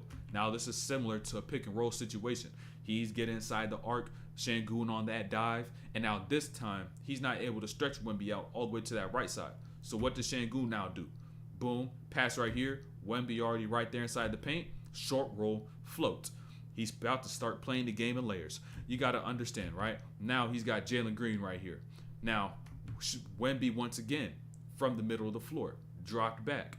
And so now he gets this catch, short roll once again. Wemby's like, okay, I got to make sure I get a hand up. He got a short roll. So what does Şengün now do, right? Play the game in layers and learn from what he did before. Boom, bump, contact. He's a shot blocker. Now I go up, block the first time. I'm persistent. So what am I going to do again? Jump into contact once again, all to put pressure on the ref to call a foul. Playing the game in layers, man. You playing the game in layers. These are about 3 straight possessions. How to get rid of my knee pain. Same concept as I was saying before.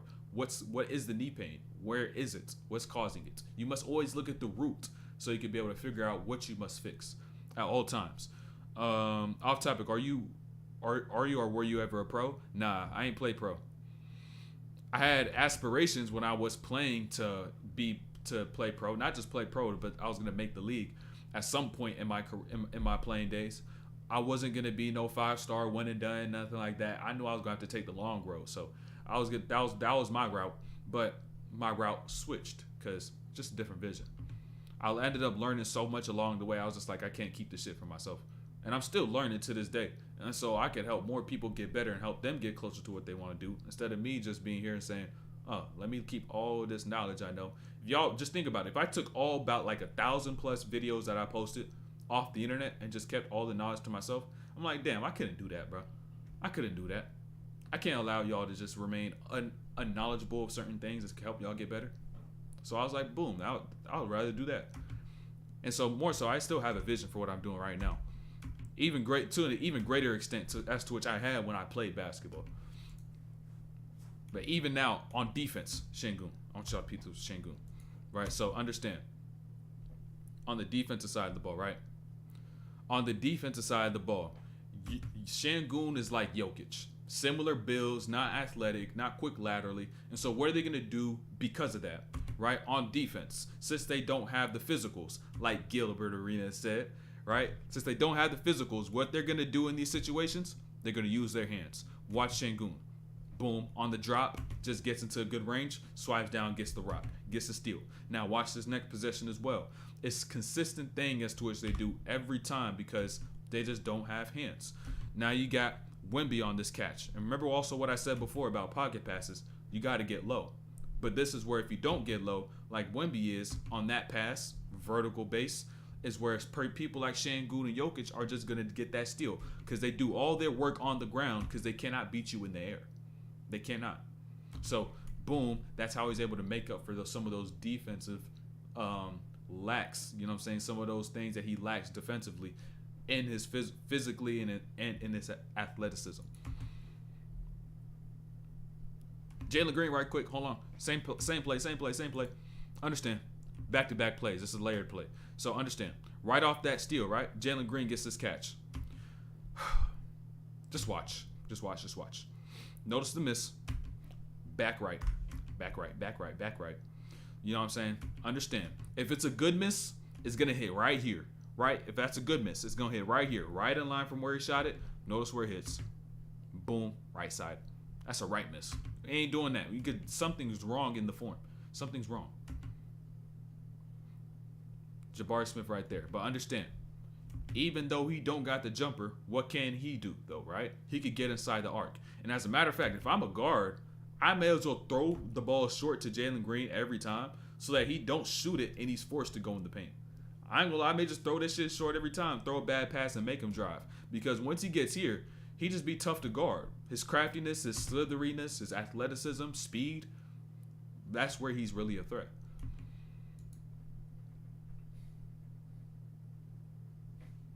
Now let's talk about Şengün. Şengün about to cook Wemby. Hold on. I gotta slow this down. Jabari do anything this game? No, he did not. He had like 4 points. I think he had 4 points. He had his first 2 points in the third quarter. But the thing is, though, Jalen Green did have 23.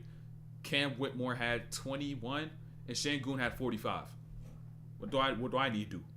What do I need to do? And Van Vliet had probably like 15. What it do, baby? You know what I'm saying? Yeah, Adler saying, appreciate that sub. You know what I'm saying? So, like, what do I need to do for real? I don't need to do shit for real. You know what I'm saying? Like, y'all got it. Shit, y'all motherfuckers, y'all got it. He just got to do his thing. 3 and D. That's it. But peep this, though, with Şengün. Hold on. He about to cook it. He about to fry him. Let me break this down from the start. Look. The little things are so important. So like I was saying before, this is one of the things that they actually do better than most players, right? European players. And so this is what European players do better than US players, right? Understand what Şengün does on this catch. He gets it. Wemby, he's now guarding Şengün, right? At this point. Şengün turns over that right side. Takes one dribble, flips that base. And notice what Wemby's now going to do. Look at Wemby's feet, right? Look at Wemby's feet. He puts that weight on that right side because he believes he's going right, but now he spins. But most importantly, look what he does when he's going up, right? Because they got no athleticism. What is Şengün now going to do? Shield off that hand that he could get blocked with and go up with that other one. So now, boom, he gets that lay. They got to find ways to make up for the things they just have a disadvantage in. Little things like that. They just got to work around that. You know what I'm saying? And a lot of players in the U.S., all they do is just hoop and just play off athleticism and talent and decide not to learn those little tricks. And if they did learn those tricks, you know how much better they would be? That shit's just crazy. When you really think about it, it should just be crazy. How much better everybody would be if they just learned those tricks. It'd be crazy. But look. Okay, I thought I saw a new chat. But peep this though with Şengün. One thing about Şengün, he's going to be working all play. Hold on. Let me turn that down. That shit was a little too loud, right? He's going to be working all play. And so Jabari Smith gets that catch. Let me restart this. Like I said, though, right here. So Jabari Smith is going to get this catch. Şengün, once the pass gets thrown to the top of the key, he was anticipating a catch when he gets in front. But he shoots it, right? Shoots it, misses it, and like I said, he not going to stop working. Wemby might be 7'3", but he not going to stop me. He going to keep working. Gets that offensive rebound, boom, he goes up, he gets that foul. And now he's about to start cooking when Wemby's off the floor, but I'm going to still say this is on Wemby because he's the one that got him in foul trouble and got him off the floor. That's 4 fouls right there by Wemby. Now go ahead and sit down and let me cook.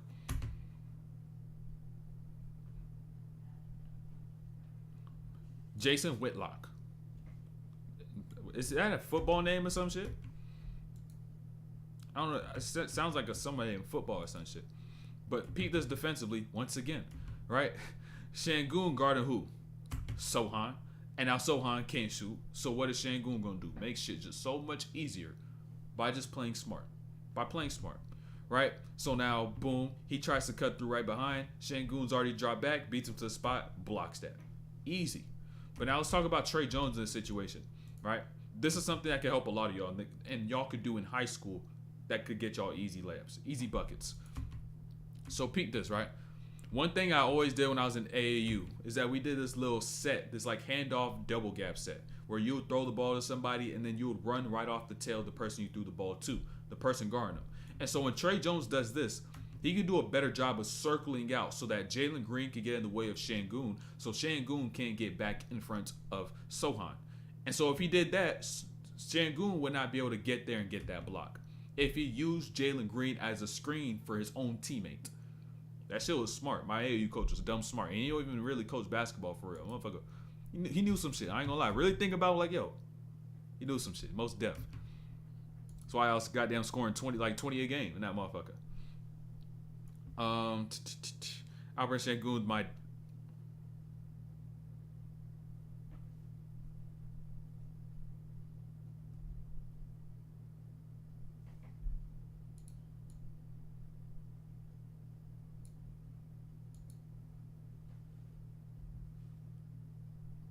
I don't believe you, gang. Cap. Are you Wemby? No, I'm not Wemby. Oh, he said. He said Alvarez is my dad, bro. He said, are you Wemby? Because he cooked him. He's stupid. I'm like, wait, what the fuck are you talking about? No, he's my brother. I'm Jeremy Sohan. Bro, what is going? Bro, where did he come from, bro? Where did he come from, bro? Where did he come from, bro? I just missed a whole play. I'm pretty sure I just missed a whole play. Jalen Green. I missed a whole Jalen Green play. But peep this though. Peep. So, Jalen Green once again, right? Jalen Green got the catch here. Şengün coming over on this drag. But understand what Collins is going to do when the drag occurs. He's now going to step up anticipating the screen. But now Jalen Green uses that to his advantage because now he's pulled the big man out the paint. He gets right, finds a gap, and there's no rim protector. He gets his leg. That's the type of attacks Jalen Green must continue to do and continue to seek before he decides to go and shoot a three. Because that's what he's good at. They play again on Tuesday, so it'll be interesting to see the adjustments. Yeah, we'll see what Wemby do. Wemby was questionable for this game, but that does not allow me to question the fact that he got cooked. Not going to question that. He got cooked. Because I'm hard stopping. I just like fentanyl. Bro, what is it? Bro, you good, bro? You good, gang? Or, bro, you good, gang? You good? You good? You bugging. You're bugging. But peep this. Şengün. A lot of y'all struggle with this. A lot of y'all. Like when I say a lot of y'all, right? So all y'all hoopers who be going against a zone, y'all be stuck when y'all get into the middle. This is all you got to do, right? Şengün right here. Understand, he gets this catch. First thing he does when he catches is face up to see what's in front of him and how the defense is now stacked up. He catches, no one steps up. What does he do? Boom, one dribble, makes a quick move because he's in the paint, right? If they pinched in, if the whole defense pinched in, kick out. But since no one was there, boom, eat up that ground, one dribble, strong, I go up, I get a layup. It be that simple. Y'all just be going way too fast. Y'all go way too fast. Really had finishing out of the rim with the body of funky angles. Can't lie. Yeah, he's slithery, bro. I was saying that before. Like, he's slithery as hell. Stupid slithery. So peep this as well, right? Not just with Jalen Green, but also Şengün throughout the entire possession. Because Jalen Green, like I said, he gets inside the arc. He's damn near unguardable. This is where he has so much gravity. And even despite the fact he loses the rock, boom, gets it out to Van Vliet. Şengün still sitting down here in the paint. His work is still not done. Although they shoot, Şengün still sees opportunity. Boom, Lady just taps the ball, gets it right into the rim. Give me that too. Fun guy, what's up, baby? What it do, baby? Hey, Micah, appreciate that you sub. already Appreciate know. that sub. Bro's more wide open than the corners loosely covered, bro. This is stupid, bro. But peep this once again with Şengün. The craftiness that lies within players like Şengün, how they have to compensate for their lack of athleticism, is what allows them to still be able to thrive in this league. Boom, bump, spin move, pump, left hand blocking the contest hand. Now he's able to just go up over the top easy. You don't even need to change the arc. You can't even contest it.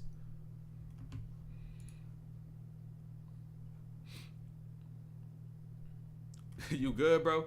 Hey, Jason, this remind me of the Twitch days when motherfuckers be coming here tweaking. Motherfuckers be coming here tweaking. And now this play though, right? This play is just a testament to Jalen Green's slitheriness, right? Not even just at the rim, but also as a ball handler, as a mover.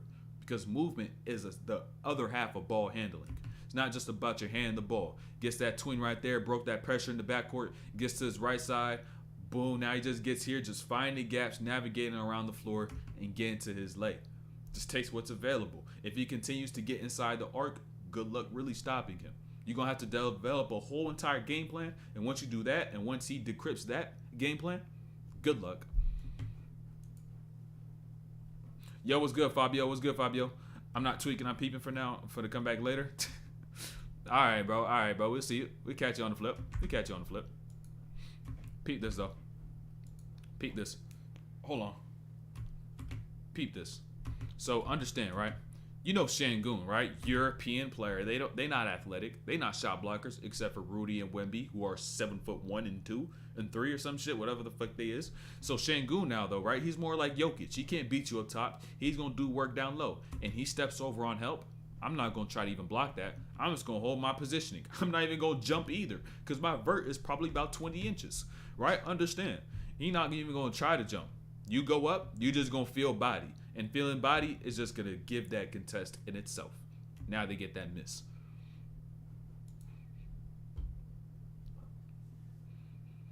Ain't finna catch me on no damn flip. Yo. What happened? What happened, Fabio? You got signed to the G League? You go to G League Ignite? You go to G League, he about to be an igniter. But peep this. Jalen Green, remember what I was saying, bro. All habits. Understand, if you want to prove something is wrong, you must understand and must see if it's a habit. Jalen Green, watch his form. Same thing as usual. Right arm tilted in. So now once he gets up, elbow's now also going to be out. And where is he also going to finish? Out. If he fixes this, he's an all-star. Fun guy, what's up, baby? What it do, baby? Gotta understand. Yeah, you already know. Hey, Carlos, appreciate that sub. And like I said before, notice where he's going to miss. Right side of the rim. Damn near every time. Or it's a break. He's got a problem in his jumper. He must fix it.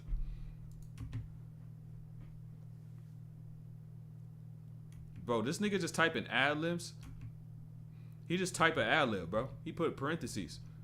Nigga think he genius. The genius lyric system. What the fuck? Peep this now, though, in transition. This shit is getting late, bro. Fuck it, though. We grinding. We locked in. We about to hit 12,000 tomorrow. Fuck is you talking about? But peep this now, right? In transition. Rockets is gravity in transition when you got these young guys running. You got Jalen Green running, and you got one person getting back who sees multiple players also there. But what does Keldon Johnson decide to do? Take away Jalen Green so he doesn't get that dunk. And at the same time, what you give up? Cam Whitmore on a dunk. They got gravity, they got pieces. It's just about how well do they utilize that to propel their future. 2 offers? Where at? You don't have to say the schools. Say the divisions in like the states. Say divisions and states. Anthony Fantano. What the fuck? Bro, hold on. Let's keep going. Keep going. Let's lock in. It is getting late. Let's lock in. So understand, when it comes down not to just Şengün, but Jalen Green, this whole dynamic, Jalen Green is learning. Şengün gets into the paint. Similar situation he was last time when he bumped and hit that boom protection with the little hook. What does Jalen Green now do instead of camping corner while help sits right there? He decides to cut across the lane. He gets into his lane, pulls over Collins, dumps it back to Şengün. Şengün now is able to go and get that leg. Too little. Shows the arm. But that shit straight flab. But don't matter because he knows how to use his body, use his weight. So he doesn't need a crazy amount of muscle definition. It's more so about how well do you use your body.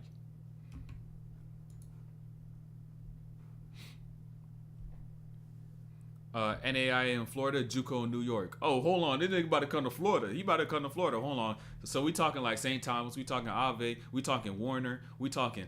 Hold on. We might. Hold on. There's not that many. There's a few. I'm pretty sure I'm missing a couple. Am I? St. Thomas, Ave, Warner. There's no way it's Ave. hitting JUCO and getting to that transfer portal seem to be hidden. No way this nigga got an Ave offer. That shit'll be crazy. Oh, it's a new NAI. Okay, I was about to say that shit'll be wild. You'll be like, yo, you remember Pat? Apparently the niggas is hating on me nowadays, bro. Apparently they hating on me. I don't know. Somebody, an informant of my videos told me they was hating, so I'm gonna keep doing my thing. Sarasota? Oh, I don't know that then. If it's a new one, I have no clue.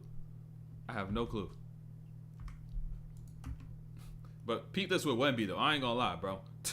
Hey, Greg Popovich, you need to get Wemby some new teammates, or else you will have no Wemby. They be out here trying to throw Wemby passes like this, and understand what's gonna happen if you force him to try to get that. He gonna get hurt. Boom, there go your franchise, and he gone out the window.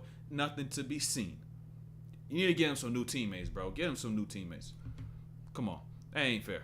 He ain't catching that shit. That's hurt. That's literally gonna just injure him. It's injury. Pat think he's Spider-Man with that. Nah, I'm gonna do my own thing. Bro, stupid, bro. My agent working for real. He put in overtime. He ain't just working. He working overtime. And y'all about to make me work overtime because it's 6:47 p.m. over here, and I usually eat my dinner at 6. So let's get through this breakdown. Start to finish. We got about cool minute, 2 minutes. Damn, we got 2 minutes left. Straight gems though. Ain't no problem. Understand. Look, Wemby sets his down screen over here on his left side, right? He gets to switch on to Van Vliet. Şengün, he ain't scared of the smoke. Right? Switch this, right? I got a way better chance against Wemby than you do, Van Vliet. And so now Wemby's going to try and go and get it again. But now, as a defender, Şengün's still going to maintain the same principles and continue to do the same things that allow him to make up for his disadvantages as a defender. So now notice what he does, right? Boom. Same thing he was doing to what's his name? Sohan. Look, same thing he did. He just did it to Wemby. Wemby thinks, all right, he's way bigger. I'm going to have to get my shoulder down. Şengün, I'm not going to play that game. Hollow you out. Boom. Now you just fall to the ground and I get the steal. Now Jalen Green once again. Jalen Green getting to the rim. Boom, getting there to his late. He unstoppable inside the arc. Trying to tell y'all. Understand, I'm pretty sure this is another possession. This might be damn near to be back to back. Smack dab in the middle of the look. Oh, I might need help. Decide pat. I will decide probably on May. All right, let me know. I got you. I'll let you know my input. Let you know what I think. But peep this. Once again, right? Şengün ain't ducking no smoke. Switch right here, Van Vliet. Off ball switch. Let me get Wemby. And so what also does Şengün do? What habits did we see him do as a defender to make up for his lack of athleticism and natural defensive talent? He used his hands, right? He used that hollow out method oftentimes, and now he uses his hands. Notice what he does here.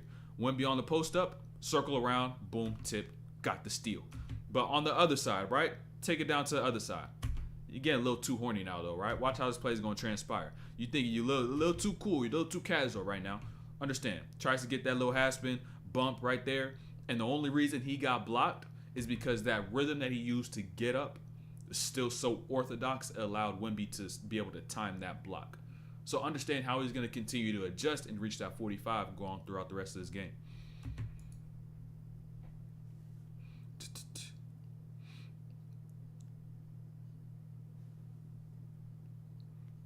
Now peep this. A little bit of disrespect. Y'all chatting? Y'all talking? Okay. Boom. I'll keep going. I'll keep cooking. Now, we even see Şengün take a jumper thus far. I think he took one first play of the game or so, something early. Y'all ain't see the clip. But now, Şengün sets that screen hot. Van Vliet now gets into that mid-range, pulls over Wemby. Now you're like, we'll live with that. He already been cooking us in the paint. Been frying us. So now what do we do? Back off. And Şengün, understand, he feels good right now. He feels good because all the other twos that he made. So we take that one, it also feels good and it goes down. And if you want to be a consistent shooter, you must seek shots that feel good. Instead of thinking about your form and your mechanics, because that's going to kill the fluidity. That's a gem right there.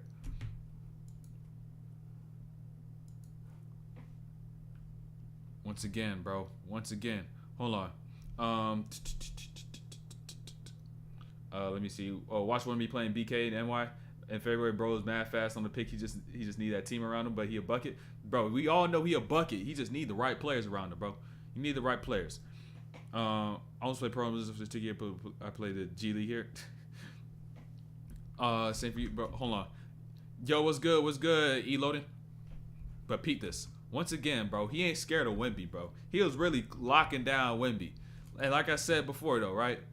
Once again, he was really locking down Wemby. Let's get through this bucket right quick. I had to slow this down to 0.5 because this is another gem, right?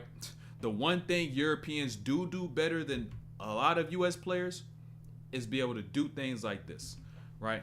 This is one advantage as to which they have. Şengün on the Wemby, left foot as a pivot. Şengün got no defense, right? That's the most important thing you got to understand. Most important thing you got to say, I got to go back. Yeah, in 10th grade, know that. Boom, Wemby. Wemby got oh yeah, Wemby do got a brother. He got like a little brother. He might not be that nice though. Is he nice? Is he nice like that? Right? Now understand. Europeans got no defense. They got no athleticism, but they're good at doing this. Şengün guarding Wemby, right? Left foot as a pivot, most important part. Şengün leading him a little bit towards that middle. And watch what Şengün's gonna do. Understand that left foot is a pivot, and that's what he's gonna rip through. Watch that left hand. Ready to use it. He does his work on the ground instead of trying to beat somebody up high, just like Jokic does. Speed it up. And now notice this. Let's keep this shit going. Let's keep this shit going. I want y'all to also see what happens here, right? Because now Şengün gets that steal. He just ripped Wemby, and notice how hard he gonna run. Boom, just darts him down the lane, dusts him, leaves him way behind. Wemby low-key tired, right? So Şengün gets here, boom, drop off right there, and then boom, he gets that dime. Cool little no look. Low-key better than Rudy Gobert. The one Rudy Gobert be doing, that shit be so sorry, bruh. Somebody need to tell Rudy Gobert to stop that shit. He always be trying to go like this. And think that shit a no look, bro. You looked after you passed the rock, bro. That shit don't count, bro. That is a look, no look, post pass, bitch. That shit don't count, bro. You can't do that. You can't do that.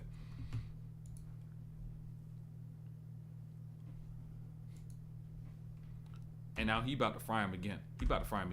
I gotta slow this down. Yo, Pat, I got a dip. I gotta stay you right now. Catch you later. All right, I'll catch you, Fabio. I'll catch you.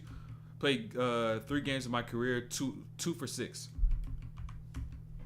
Good thing, though, that's probably the worst you could get. The only way is up. But peep this right now, all right? Peep this. Hey, the one thing, understand, right? The one thing European players have over U.S. players, craftiness. Notice, Şengün on the catch. Watch the move, right? Half spin. Watch Wemby's right arm. He now presses that up as if he's going to go and post up. But what does Şengün now do? Spin right off of that. And now once he gets here, you're like, he ain't scoring that. He's also got patience, which U.S. players don't got. They find ways to compensate for what they lack. And that's what allows them to be in this game. But if U.S. players decide to say, oh, let's do the same shit they do. Let's apply the same learnable skills that they do. They're clearing the Europeans out the game. Europeans are no longer going to be here because they just don't have the athleticism and the skill if the skill is embedded in the U.S. players. It is what it is. Love it or hate it, a lot of them going to be gone. That 1/3 of the NBA, gone. Out of there.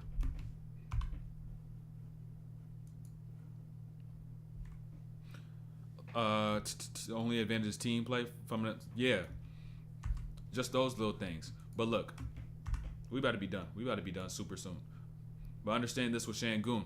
Şengün got a little too comfortable though, right? He got a little too comfortable. You got Wemby right there. Van Vliet wasn't able to stretch the defense out as far as he did in those previous possessions. Şengün on that roll. No unorthodox rhythm. Just a 1-2. Wemby gets that block. He had 7 blocks on the night, by the way. So he was getting his shit off defensively. Offensively, getting cooked.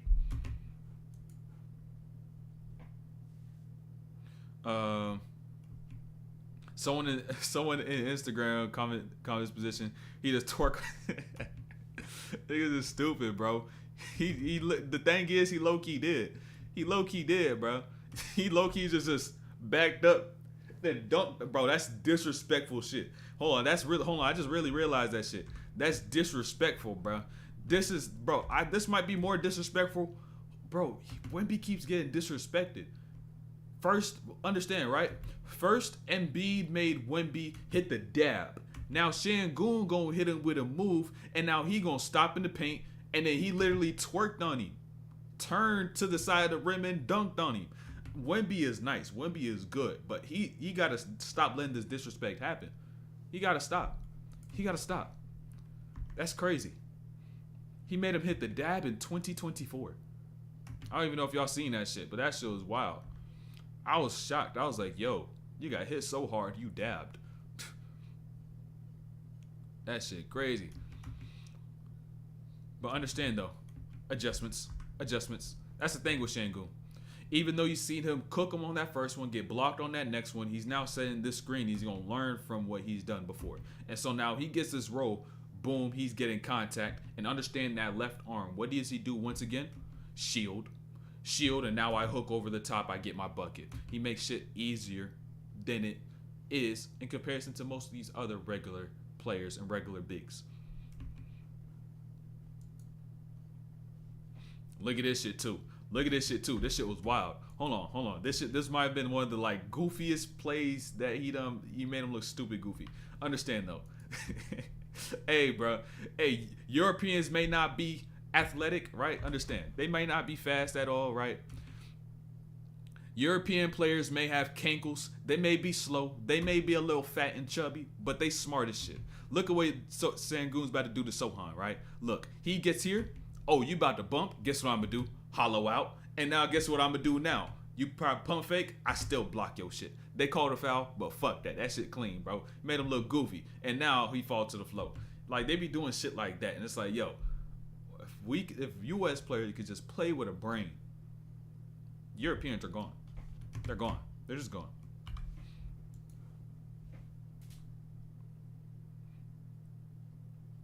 And now right here once again too. He cooked him on this one. I don't even know if y'all seen this.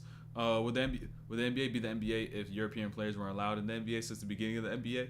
Why the fuck are you saying NBA so much? If they weren't allowed in the NBA, of course they developed their game, the NBA, to a certain extent. But I heard a take. It was on Gil's Arena. They said some shit along the lines of how the game was beginning to get acclimated towards the European style to bring more European players in and make the game global. Where you take away rules that don't allow you to utilize athleticism and just pure like physical stuff. And now what you do now instead is you shift the game to now being more skilled based, and being more skilled based, you bring in more Europeans. That kind of did make sense. They be saying some wild shit, but that did make sense. But overall though, would it be the same? Of course, it'll be a different game. There's Europeans who came to the game and evolved it in their own ways, put their own little flavor, inspired certain players. So regardless though, basketball will still be hooping. Like, hoops will still be hoops. Don't get it twisted. It wouldn't be far behind. Like, numbers, ratings, that shit will still be up. Or actually, they wouldn't make as much if they didn't allow European players to play. They couldn't make the game global. So understand this too with Şengün. Understand this with Şengün, right? Look, Şengün gets his catch. Wemby played him a drop. He disrespected him. He said, shoot that shit. What did Şengün say? Pump fake? Hold on. Guess what I'm going to do? I ain't going to settle like you Americans be doing. So now I'm going to get into the paint. And even once I get here, and now you just look at where Şengün is, you like, he not scoring. He is in terrible position. But understand what he does. This crafty shit that motherfuckers in Europe be learning that U.S. players don't. Pump fake. And now he gets that away. And now what he do? Hook, jump out, and also peep what he did once again. Right? Understand. Look. What does Şengün now do? Hook, left arm, protects Wemby from being able to block that. And now the ball gets right over his fingertips because he just used that arm as protection. And now he gets that lay. Come on, man. Y'all really got to peep. But understand, it may work one time, but probably not twice.